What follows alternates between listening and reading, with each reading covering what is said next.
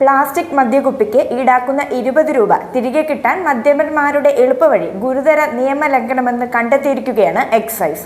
മദ്യം പൊട്ടിച്ച് മറ്റൊരു കുപ്പിയിലേക്ക് മാറ്റുമ്പോൾ യഥാർത്ഥ മദ്യം അനധികൃത മദ്യമായി മാറുകയാണ്. ഇത് തികച്ചും ഒരു കുറ്റകൃത്യം പോലെ തന്നെ ശിക്ഷ കിട്ടാവുന്ന ഒന്നാണെന്നും പിടിവീണാൽ അകത്ത് കിടക്കാനുള്ള വകുപ്പുണ്ടെന്നുമാണ് മദ്യപാനം ആരോഗ്യത്തിന് ഹാനികരമെന്ന പോലെ അവർ തരുന്ന മുന്നറിയിപ്പ്.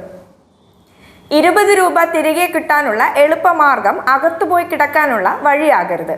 ഇത് ഓർക്കുക നല്ലതാണെന്നും അവർ പറയുന്നുണ്ട്. കാരണം ബെഫ്കോ തരുന്ന മദ്യക്കുപ്പിയിൽ എക്സൈസ് പരിശോധിച്ച് ഉറപ്പാക്കി സീൽ ചെയ്തിട്ടുണ്ടാകും. ഇത് നിങ്ങൾ മറ്റ് ഒഴിഞ്ഞ കുപ്പിയിലേക്ക് പകരുന്നതോടെ അംഗീകൃത മദ്യം അത് അല്ലാതെയാവുകയാണ്. സീലോ ബില്ലോ ഇല്ലാതെയുള്ള മദ്യവും പിന്നീട് നിങ്ങളുടെ കൈവശം ഉണ്ടാവുകയാണ് ചെയ്യുന്നത്. ഇങ്ങനെ കയ്യിൽ ഉണ്ടാകുന്ന മദ്യം എക്സൈസോ പോലീസോ പിടികൂടിയാൽ വ്യാജ മദ്യം സൂക്ഷിച്ചതിന് അകത്താകുമെന്ന കാര്യത്തിൽ സംശയം വേണ്ട.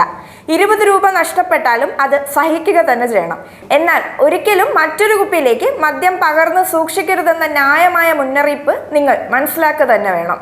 പ്ലാസ്റ്റിക് ബോട്ടിൽ ഒന്നിന് 20 രൂപ നിരക്കിൽ ഡെപ്പോസിറ്റ് സ്വീകരിക്കുന്ന ബെഫ്കോയുടെ പരീക്ഷണ പദ്ധതിയിൽ ഉണ്ടാക്കുന്ന പൊല്ലാപ്പ് അത്ര ചില്ലറയൊന്നുമല്ല. ധനനഷ്ടവും ജയിൽവാസ സാധ്യതയും വരെ ഇതിന് ലഭിക്കാം. 20 രൂപ കൂടി അധികം നൽകണമെന്ന കാര്യം കൗണ്ടറിൽ എത്തുമ്പോൾ മാത്രം അറിയുന്ന മദ്യപന്മാരെ പറഞ്ഞു മനസ്സിലാക്കാനും ജീവനക്കാർ പരീക്ഷണം നേരിടുന്നുണ്ട്.